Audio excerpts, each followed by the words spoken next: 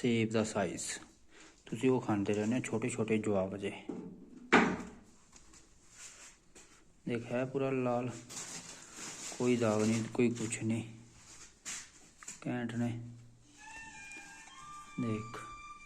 अज च वो होगी मशीन च जाएंगे, सर्विस होगी इन्हों की, चमकणगे पूरे।